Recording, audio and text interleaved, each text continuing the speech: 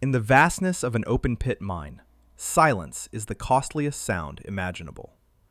A Caterpillar 3516 diesel engine, a 16-cylinder testament to mechanical force, sat inert within the frame of a 793F haul truck. Technicians from the dealership had already departed, leaving a $200,000 quote and a diagnosis of catastrophic internal failure. For every hour this iron behemoth remained motionless, the mining operation hemorrhaged $50,000. Marina ignored the digital report they offered her. She approached the colossal yellow machine with the deliberate, measured pace of a specialist who understood that while computers interpret sensor data, only a person can truly interpret the metal. The breakdown area was a necropolis for giants. The atmosphere here was thick with the taste of pulverized rock and uncombusted hydrocarbons, a gritty film that coated the throat. To one side, the active pit thundered with the violence of extraction. Excavators clawing at the earth, crushers grinding stone. But here, on the maintenance spur, the air was still, broken only by the ticking of cooling metal. The haul truck dominated the scene, a two-story structure on wheels that had been demoted from a source of revenue to a static liability.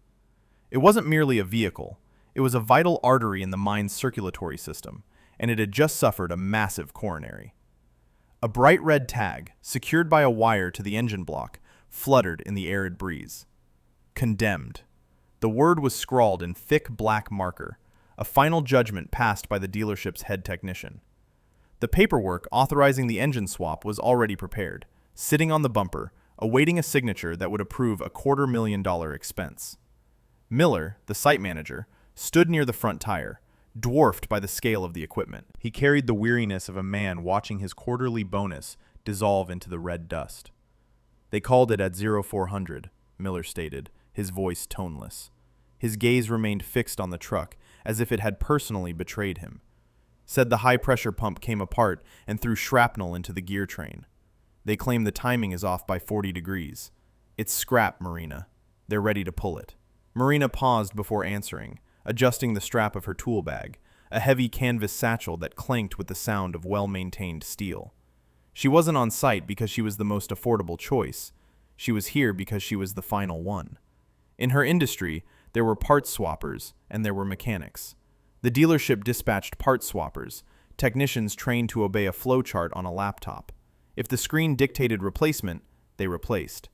Marina was an extraction specialist, summoned when the budget was depleted and corporate patience had worn thin. "What's your loss so far?" she inquired, her eyes methodically scanning the engine's external plumbing for any sign of a catastrophic fluid leak. 800,000, Miller answered, spitting onto the dusty ground. And climbing. If we do the swap, we'll be down another 10 days. That pushes us into the millions. Corporate's already talking about shutting down the shift. This was more than a repair. It was a financial bleed-out. The truck had become a liability, a black hole consuming capital from the ground instead of ore. The dealership's diagnosis was self-serving. A new engine guaranteed a substantial commission and absolved them of all responsibility. If they were mistaken, no one would ever discover it, as the failed engine would be crated and returned as a core, its secrets destined for a foundry's furnace. Marina walked past Miller, waving away the stack of diagnostic reports he held out. She had no interest in what the ECU believed it had witnessed. Sensors could fail. Wires could fray. Computers were prone to panic. But the iron reality of a 16-cylinder diesel engine adhered to the laws of physics, not software code. She approached the front of the truck, laying a hand on the cold steel of its frame. She could sense the lingering warmth of the hydraulic system, the faint tremor in the earth from the distant crushers. The machine was quiet, but it wasn't dead. It was waiting. Miller observed her, skepticism carved into his features. He had called the dealership for their proprietary software. He had called Marina because he was out of options. She placed her boot on the service ladder, the metal rungs ringing with each step. It was time to find what the part swappers had overlooked. Reaching the top of the service ladder, Marina stepped onto the platform encircling the haul truck's upper deck. The wind blew harder here, though the man beside the open engine cowling seemed oblivious. He was the dealership's lead technician, a man named Kevin, whose uniform was conspicuously devoid of grease. He clutched a ruggedized laptop like a shield, an umbilical cable tethering him to the truck's electronic control unit. He wasn't examining the engine. He was fixated on a cascading stream of red error codes on his display. "You're just running up your billable hours," Kevin said without turning. He tapped the screen with a stylus. "This thing is finished. The ECU registered a fatal injection pressure failure at 1800 RPM. We've got a total loss of rail pressure and a timing desynchronization fault. The high-pressure pump seized, sheared its drive gear, and destroyed the timing sensors. It's a grenade in a steel box." Marina placed her heavy canvas bag on the diamond plate surface. She didn't glance at his screen. Her attention was on the engine block itself. "Show me the exit wound," she stated, her voice steady and sharp enough to cut through the pit's ambient noise. Kevin blinked, finally tearing his gaze from the digital readout. "What did you say?" "If a high-pressure pump on a 3516 seizes at operating speed, it doesn't happen silently," Marina explained, moving past him to run a gloved hand over the front gear housing. "That's an immense amount of kinetic energy. If that gear sheared, the shockwave would have fractured the housing. If it grenaded, shrapnel would have punched a window in the block. You're telling me a bomb detonated, Kevin, but all the windows are intact." The technician scoffed, angling the laptop so she could see the graph. "The sensors don't lie. Look at this trace. Commanded pressure is 25,000 psi. Actual pressure reads 0. The cam sensor signal is gone because the drive gear is gone. The computer can't see the pump turning because it isn't.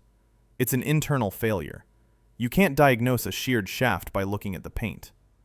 "Computers read symptoms," Marina corrected, leaning over the railing to inspect the valley of the V16. "They don't identify causes. You're seeing a lack of pressure and assuming destruction. I'm seeing a dry engine block and suspecting a lack of flow." She moved around the engine compartment, ignoring the technician's exasperated sigh. The massive engine sat silent and composed. There were no telltale streaks of oil down the block's sides, no jagged fragments of cast iron resting on the frame. A catastrophic gear train failure is not subtle. It sounds like a bag of wrenches in a dryer, and typically concludes with internal components becoming external. This engine was too pristine. It was too calm for the violence Kevin was describing. "The logic holds," Kevin insisted, his tone becoming defensive. "The ECU commanded the pump to build pressure. The rail sensor reported nothing. That is the very definition of mechanical failure. We don't open them up in the field to verify. We swap them to protect the warranty."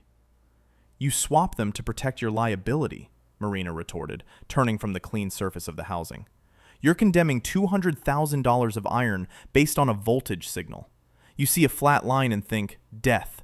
I see a flat line and think, starvation. The pump isn't broken. It's just empty." She wiped a smudge of grease from a valve cover, examining its texture. It was old dust, undisturbed. Had the front gear train exploded, the vibration alone would have shaken this dust loose.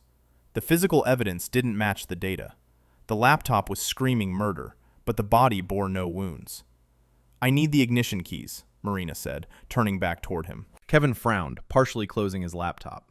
"It's locked out. It's not safe to crank. If there's loose metal in the timing gears, you'll shatter the casing the second you turn it over." "If the gear is already sheared, I can't break it a second time," she countered, extending her hand. "Give me the keys. I'm not going to start it. I'm just going to ask it a question." Marina ascended the last few steps into the operator's cab. The air inside was a stagnant mixture of the previous shift, a blend of stale hydraulic oil, dried mud, and the sharp scent of cold coffee abandoned in a cup holder. It was the aroma of hard labor. She settled into the air ride seat, which groaned under her weight, grounding herself in the operator's viewpoint. This was the command center, the brain that controlled the brawn, but for now, it was just a cold metal box. She inserted the key into the ignition, a heavy, mechanical switch that demanded deliberate action. She didn't turn it right away. Resting her hand on the key, she closed her eyes, shutting out the visual chaos of the mine. She needed to concentrate on the tactile and the audible. The dealership technician, Kevin, was down below, likely watching his voltage graphs remain flat. He was searching for a digital pulse. Marina was searching for mechanical truth. She twisted the key. The electrical relays clicked in a sharp cascade, like falling dominoes. The heavy-duty starter solenoid then engaged with a solid metallic thud, unleashing hundreds of amps from the batteries to the starter motor. The engine began to turn. Whir, chug. Whir, chug. Whir, chug. She held the key in the crank position for precisely 5 seconds. She wasn't attempting to start the engine. She knew it wouldn't catch. She was listening to the rotational quality of the block. A Cat 3516 has an enormous rotating assembly. If the high-pressure fuel pump had seized, if it had truly disintegrated, as the code suggested, that resistance would be transmitted through the front gear train. The crank would be labored, uneven. There would be a rhythmic grinding, a mechanical limp, as the gears battled the debris of a shattered shaft. Alternatively, if the timing was genuinely off by 40 degrees, the pistons would be striking the valves, creating a distinct and sickening metal-on-metal impact known as interference. But she heard none of that. The engine spun with a smooth, consistent cadence. The compression strokes felt uniform. The starter motor whined at a constant pitch, indicating that the parasitic load on the engine was steady. The pistons were moving without obstruction. The valves were opening and closing in perfect time. The gear train was singing a clean, mechanical tune. The engine wasn't broken. It was starving. Marina released the key, allowing the ringing in her ears to subside. The diagnosis materialized instantly in her mind, solidifying like cooling iron. The pump was turning. The gears were meshed. The engine was attempting to breathe, trying to draw fuel into its chambers, but something was cutting off the supply long before it reached the cylinders. This wasn't a heart attack. It was asphyxiation. She opened the door and leaned over the railing. Kevin was looking up, a self-satisfied expression on his face. He tapped his laptop screen with emphasis. "See?" he yelled over the wind. "Didn't even try to fire. 0 rail pressure during crank. The pump is dead, Marina. You're just killing the batteries."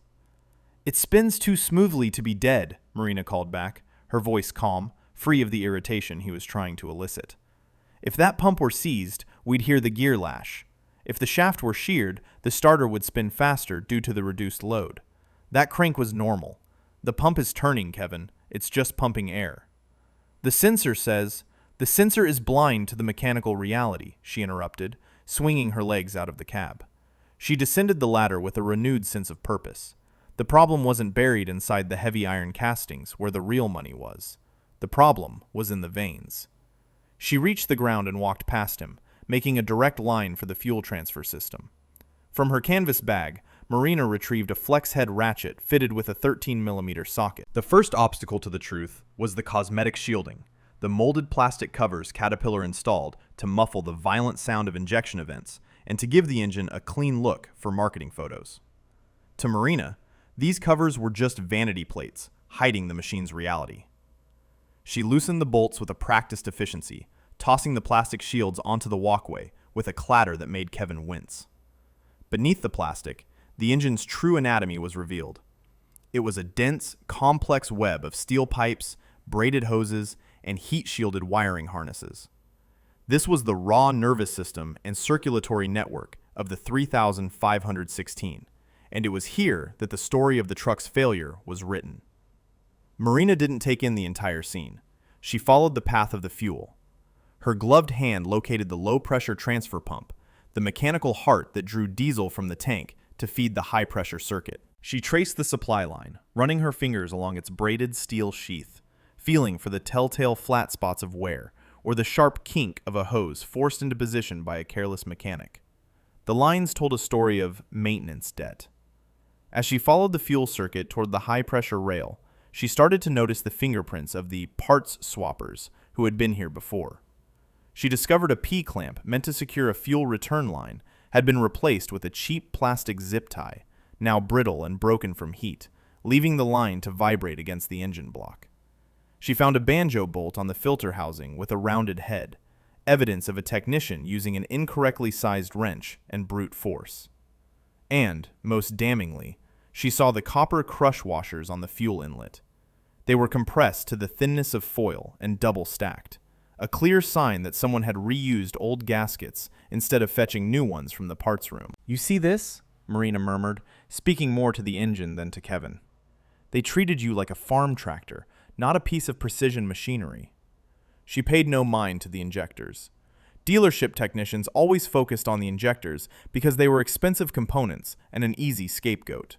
If the computer flagged a misfire, they would swap an injector. But Marina understood that common rail injectors were merely the last step in the process. They were the nozzles at the end of the hose.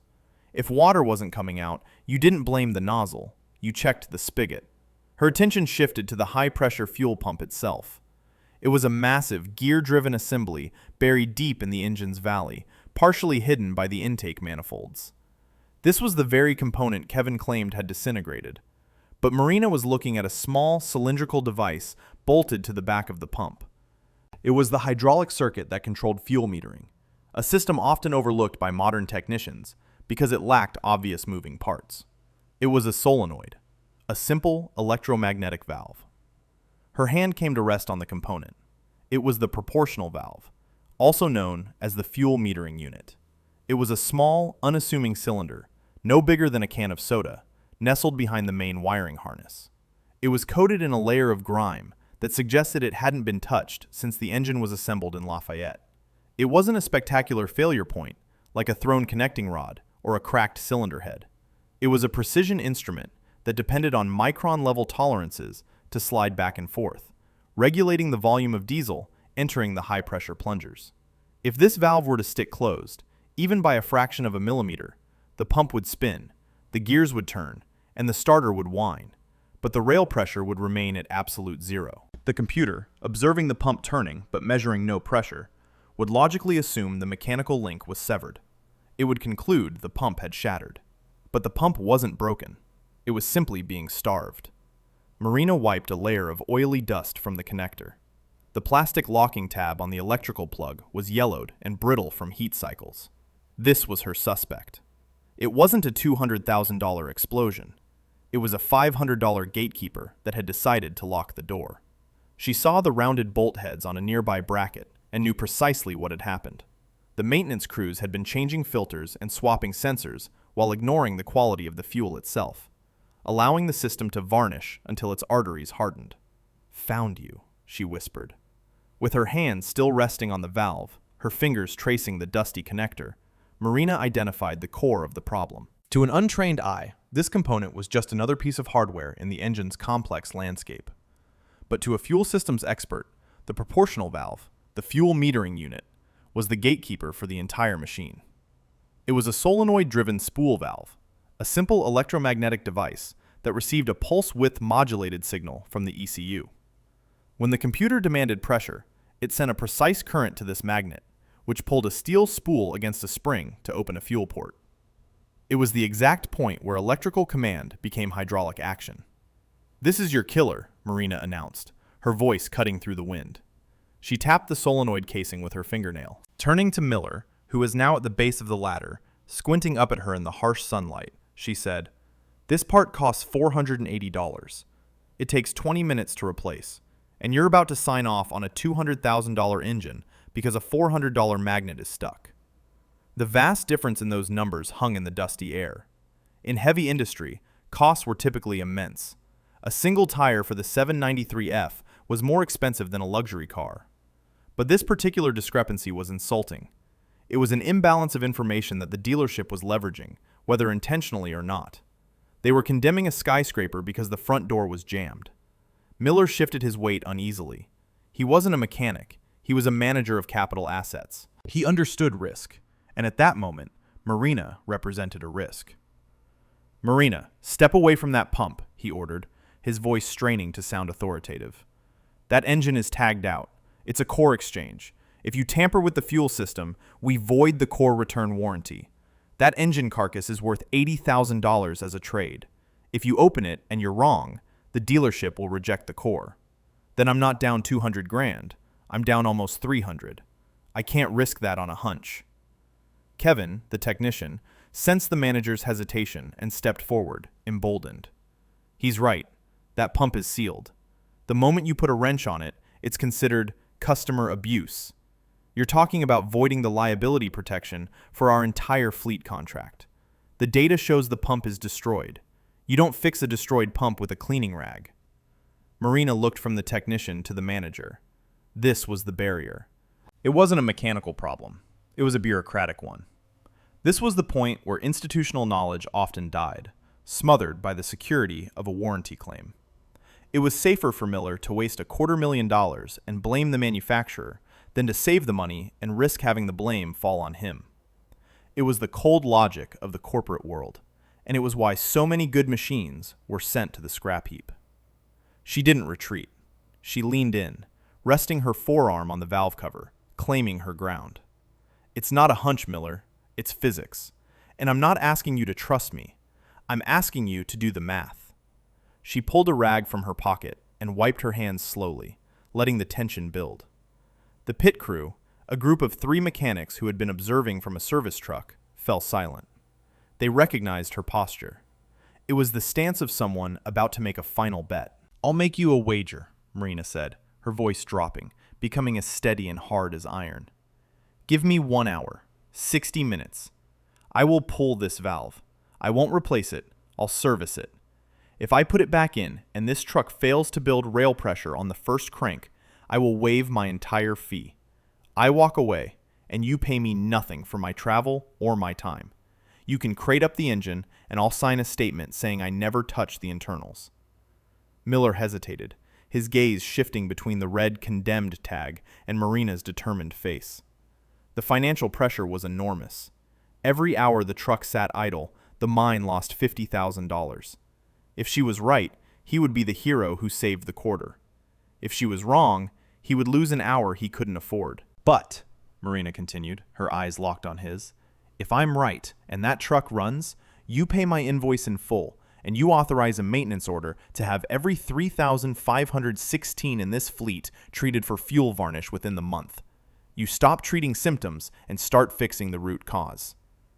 "You're betting your whole paycheck on a stuck spool?" Kevin scoffed, shaking his head. "The ECU reported an open circuit. It's an electrical fault, not mechanical. You're going to find a fried coil." "Then let me prove it," Marina shot back, never breaking eye contact with Miller. 1 hour. The truck is already dead, Miller. You can't kill a corpse. Let me try to wake it up." Miller looked at the silent machine, then at the paperwork in his hand. He slightly crumpled the corner of the quote.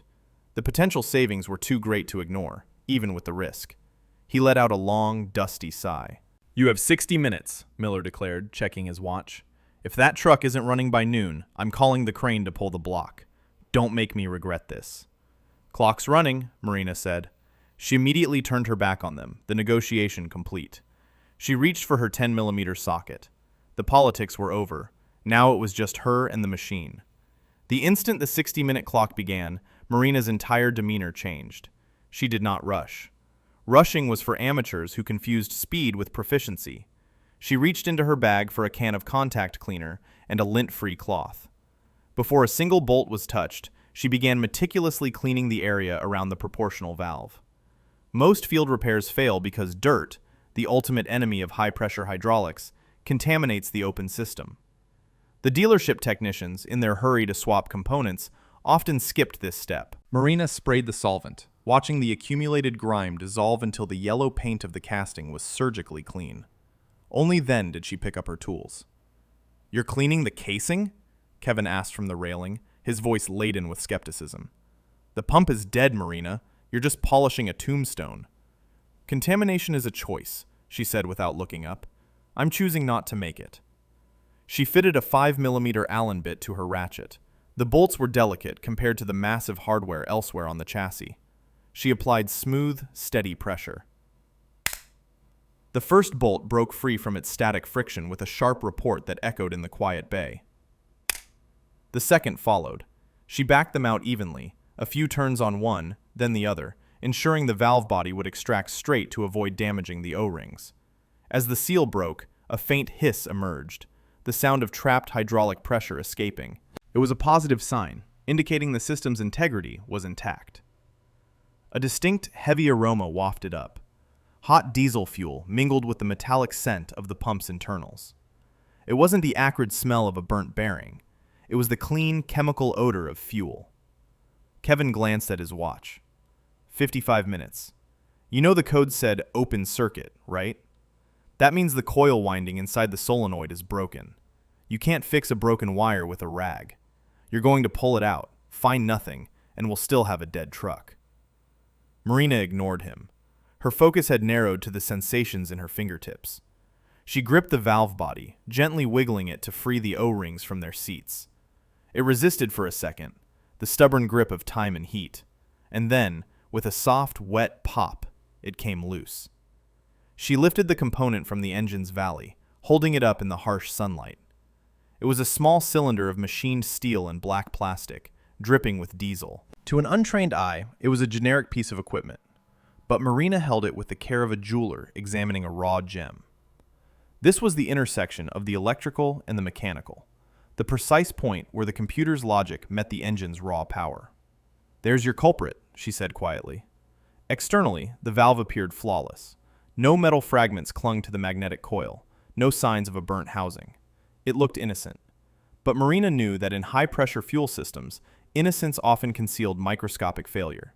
The problem wasn't something you could see from 3 feet away. It was a matter of microns.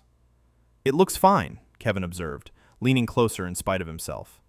"No debris, which means the pump didn't come apart." "It looks fine because you're looking for a broken bone," Marina said, stepping down from the service platform. "I'm looking for a blood clot." She carried the valve to the portable workbench she'd set up on her truck's tailgate. This was a transition. She was no longer just a mechanic. She was a forensic specialist. She placed the valve on a clean white towel. The part was stamped, "Do not open. No user serviceable parts."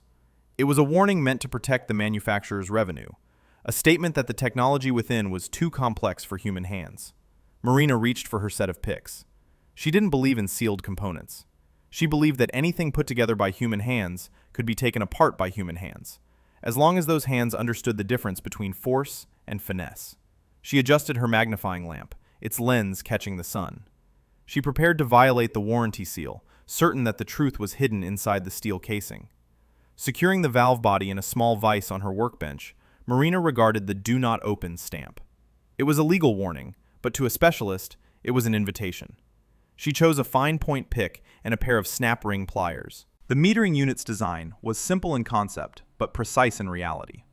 A solenoid coil on top acting as an electromagnet, and a hydraulic valve body below containing a sliding steel spool. When the magnet activated, it pulled the spool. When it deactivated, a spring pushed it back. It was a binary operation that occurred hundreds of times per second. She carefully uncrimped the metal tab securing the solenoid to the valve body. With a gentle twist, she separated the two sections. The copper winding of the coil was exposed, bright and clean. She tested its resistance with her multimeter. 3.2 ohms. Perfect electrical continuity. "Think of this valve like an artery," she said, her focus on her work. "The pump is the heart, but this is the valve that lets blood flow. If it's closed, the heart pumps nothing but vacuum. The coil is fine. The computer was wrong. It's not an open circuit." "Then why did it throw the code?" Kevin demanded, stepping closer, his shadow falling across her bench. "Because the computer is blind," Marina answered.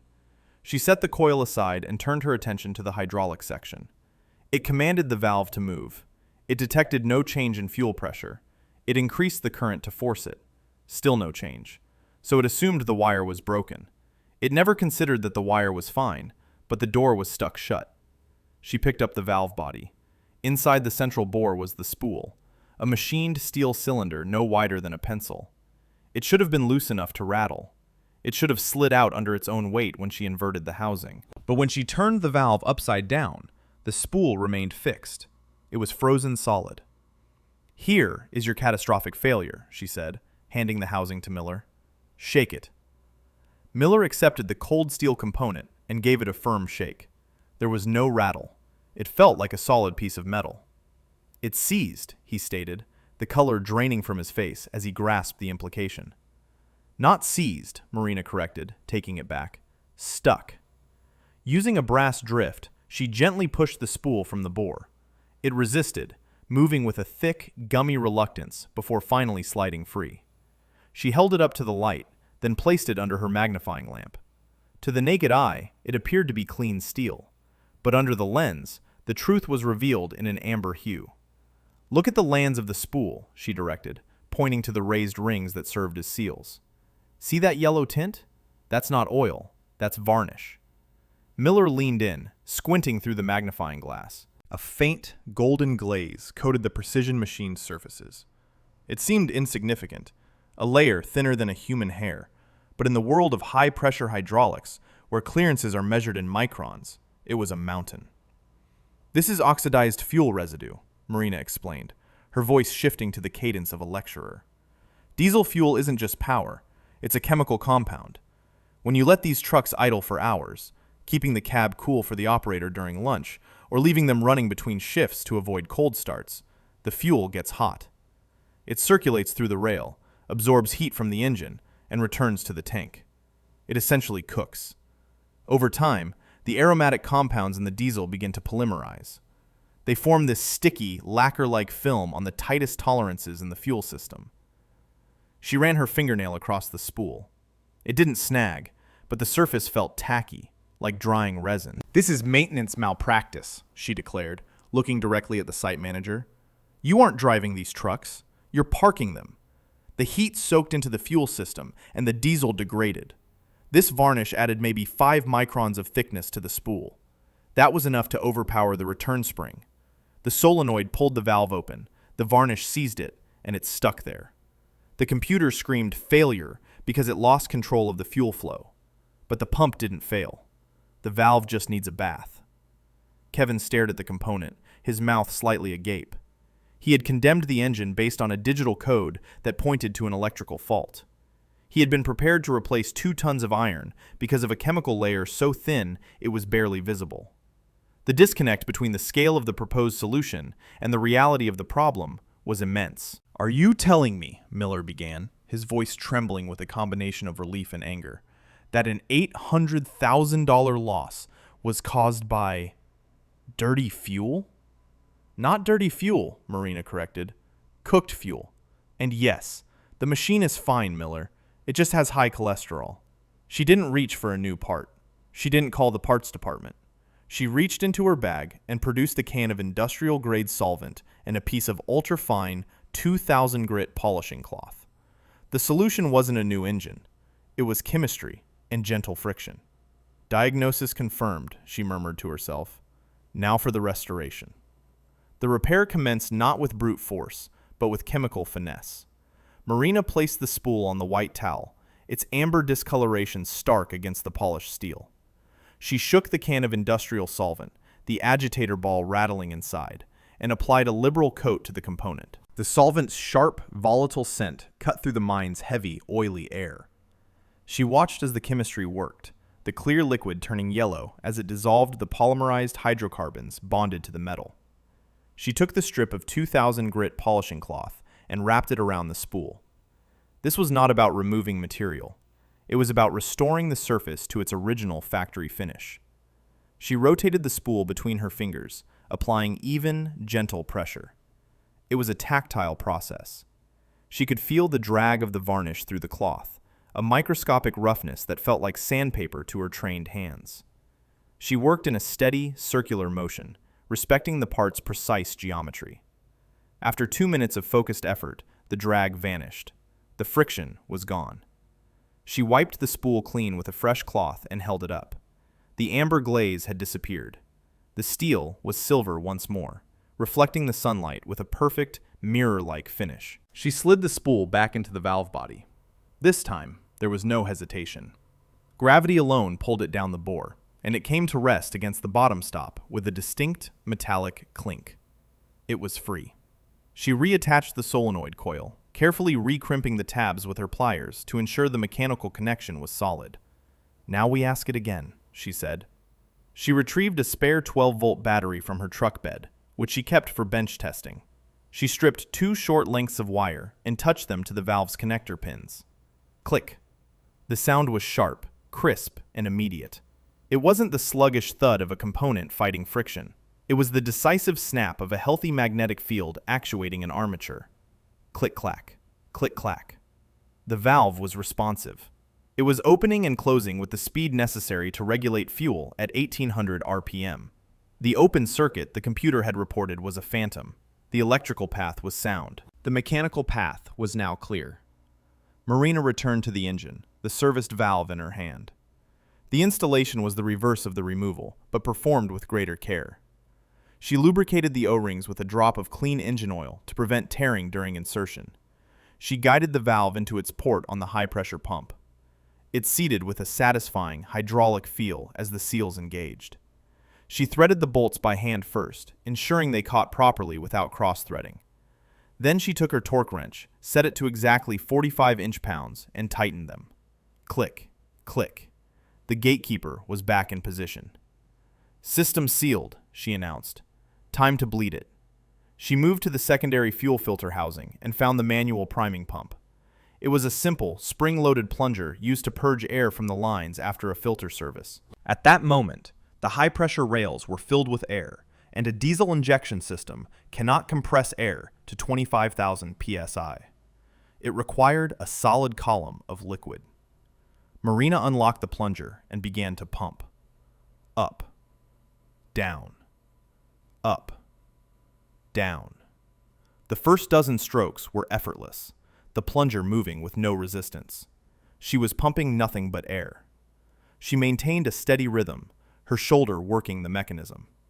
Kevin watched from the platform, arms crossed, but his arrogant posture was gone. He was listening to the sound of the check valves. Whoosh, whoosh, whoosh. Then the sound changed. The hollow sound of air was replaced by a wet, gurgling noise. Fluid was entering the circuit. The resistance on the plunger increased. Marina now had to put her weight into it. The diesel was displacing the air, filling the low-pressure lines, the filter housing, and pushing up to the inlet of the high-pressure pump. Squish. Squish. "Come on," she whispered. "Fill the veins." 10 more strokes. The plunger became firm. It no longer bottomed out. It felt as if she were pushing against a solid object. The system was hard, fully primed with liquid fuel. The air purged back to the tank. Hydraulic integrity was restored. She locked the primer down with a twist. The atmosphere on the maintenance pad had transformed. The silence was no longer heavy. It was filled with expectation. The pit crew had drawn closer, sensing the shift. Miller stared at the engine, his hands in his pockets, the condemned tag still fluttering on the block, like a lie waiting to be disproven. Kevin had closed his laptop. Its screen was dark. There was no more data to be analyzed. The theoretical phase was over. Marina wiped her hands on a rag, removing the last traces of solvent and fuel. She didn't look at the technician or the manager. Her gaze was fixed on the cab of the 793F. The tools were cleared from the engine valley. The plastic covers remained on the floor. She wouldn't hide her work until the machine had proven itself. She grabbed the handrail and started the climb back up the ladder. The metal rungs felt cold and solid beneath her gloves. It was time to wake the giant. Sinking into the operator's air ride seat, Marina felt the cab's cold anticipation, though the vinyl was still warm from the sun. She didn't immediately turn the key. She took a moment to observe the site manager, Miller, through the dusty windshield. He stood with his arms crossed in a posture of defensive skepticism, his eyes on the exhaust stack like a man awaiting a sign of success or disaster. Kevin, the technician, had stepped back, his laptop open but his gaze fixed on the engine block, waiting for the sound of grinding metal that would justify his diagnosis. Marina inserted the key and turned it to the first position. The dashboard illuminated, a constellation of warning lights performing their self-check. The electric pre-lube pump began to whine, a high-pitched hum from deep within the chassis. She waited, allowing the pump to circulate oil for a full 20 seconds, priming the turbo bearings and filling the passages. You don't wake a giant cold. You give it lifeblood before you ask it to move. The whine ceased, replaced by a solid green light on the monitoring panel. Ready to crank. She twisted the key to the start position. The heavy-duty starter solenoids engaged with a force that vibrated through the floor. The twin electric starter motors spun, their gears meshing with the massive flywheel. Whir chug, whir chug, whir chug. The engine turned over, heavy and deliberate. 1 revolution, 2, 3. For a brief moment, there was only the sound of the starters battling the compression of 16 huge pistons against the silence of the fuel rail. The engine was spinning, but not yet alive. The air in the cab felt thin. Down below, Kevin was likely watching his rail pressure graph climb from 0, inching upward as the high-pressure pump, now fed by a clean, free-moving valve, began its work. Whir, chug. Whir, boom. The hesitation was obliterated in a seismic event. Cylinder number 1 ignited, then cylinder 5, then 3. The sound transformed instantly from the strained whine of an electric motor to the deep, rhythmic thunder of internal combustion. The 3516 didn't just start, it erupted into existence. A plume of black smoke, the sign of a healthy, rich fuel charge, shot from the vertical stack, punching a dark hole in the blue sky before clearing to a transparent shimmer of heat. The cab resonated with a frequency Marina felt in her bones. It was a good vibration, the harmonic symphony of a V16 firing in perfect time. The dormant mass of iron had become a living creature once more. Marina's eyes darted to the dashboard.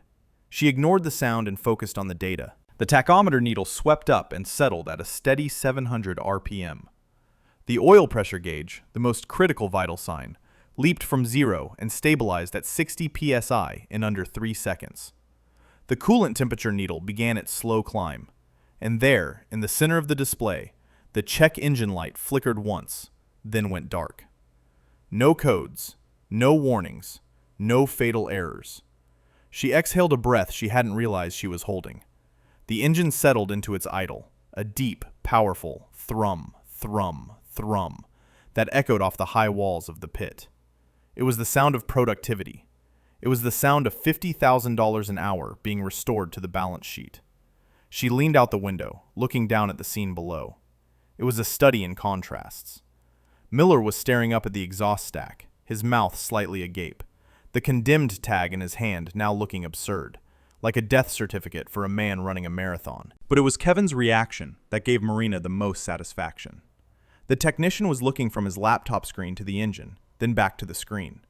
The cognitive dissonance was palpable from 10 feet away. His digital world, which had predicted a shattered pump and catastrophic failure, was now displaying a perfect rail pressure trace. The graph that had been a flat line of death was now a steady, living waveform, tracking the commanded pressure with absolute precision. The reality of the running engine was shouting down the logic of his software. He couldn't reconcile the two. He had trusted the sensor to tell him the truth, but had forgotten to ask if the sensor was blind. Marina didn't gloat. She didn't shout, "I told you so." The engine was saying it for her, 16 times every second. She simply sat back, feeling the rhythmic pulse of the chassis, listening to the song of the valve train. It was a mechanical choir, rockers, push rods, valves, and injectors, all performing a synchronized dance made possible because a single $500 valve was once again allowed to move freely. She let it idle for another minute, allowing the heat to build and the oil to circulate, washing away any lingering doubt. The giant wasn't just awake, it was ready for work. She reached for the radio handset to call the control tower, but paused. There was one final test. Idling was one thing, pulling a load was another. She needed to prove this wasn't a temporary fix. She needed to put the weight of the mine on its back. Marina opened the door and climbed down, the engine's roar growing louder with each step, a thunderous testament to the difference between reading a code and understanding a machine. An engine at idle is only a promise. An engine under load is the verification. Marina signaled the operator in the cab with a sharp, circular motion of her hand, calling for full power. The transmission engaged with a heavy metallic clunk that shuddered through the frame, locking the driveline. The operator floored the throttle. This was the moment a fuel starvation problem would expose itself. If the proportional valve couldn't supply the immense volume of diesel needed to build torque, the engine would falter, choke, and die under its own massive strain. It did not falter. The 3516 responded with a deep, guttural roar that vibrated in the chests of everyone on the maintenance pad. The 4 turbochargers spooled, their pitch rising from a low whine to a piercing whistle as they crammed air into the cylinders. The truck surged forward, its enormous tires digging into the gravel, throwing up a cloud of dust as it accelerated toward the haul road. It didn't limp, it charged.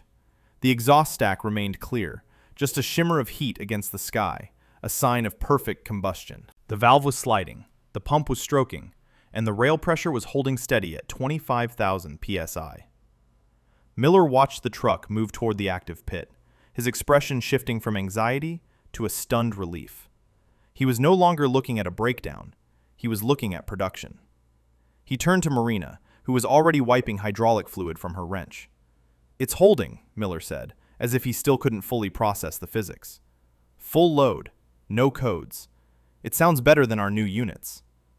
"It never wanted to stop, Miller," Marina replied, placing the tool back in her canvas bag. "It just needed permission to run." She pulled a clipboard from her truck. On it was her invoice, covering her travel, her diagnostic labor, and her supplies. It was a substantial amount for a day's work, but compared to the alternative, it was insignificant. She handed it to him. The dealership quote was $200,000 for the engine, plus labor, plus 10 days of downtime at $50,000 an hour, she stated, breaking down the numbers. "That's an $800,000 liability. My bill is less than 1% of that. You just saved your quarterly budget with a can of solvent." Miller took the invoice and signed it without hesitation. The math was indisputable. He had been on the verge of authorizing a catastrophic waste of money because a computer screen had told him to. Marina walked over to Kevin. The technician was coiling his diagnostic cable, his movements slow and humbled. The arrogance from that morning had vanished, replaced by the quiet humility of being proven publicly wrong about something very expensive. He looked at the condemned tag Marina had cut from the engine block. It lay in the dirt, a red plastic symbol of a false verdict. "The code wasn't wrong, Kevin," Marina said, her tone professional, not mocking. She was there to teach, not to humiliate. The circuit was open, but it wasn't open electrically. It was open hydraulically. You looked at the screen and saw a dead pump, because the software couldn't tell the difference between a broken wire and a stuck spool. Kevin glanced at the tag, then at the settling dust where the truck had been. "I would have swapped the pump," he admitted quietly. "I would have scrapped a good core." "And you would have billed the client for it," she said. "Next time, before you condemn the iron, take 5 minutes to touch it. The machine will talk to you if you know how to listen." She zipped her bag shut, the weight of her tools feeling good on her shoulder. She didn't wait for thanks. In her line of work, the running engine was all the gratitude she needed. She climbed into her service truck, the door closing with a solid thud. As she turned the key, she looked back one last time. The maintenance bay was empty. The giant was back at work, hauling the earth, doing precisely what it was built to do. The mine resumed its deafening rhythm, the crisis averted by a single polished piece of steel. Machines do not lie, but they demand an interpreter who speaks the language of pressure, heat, and wear. If you understand the difference between changing parts and engineering solutions, you belong here. Subscribe to follow the next diagnosis, because while the sensors may fail, the iron never forgets.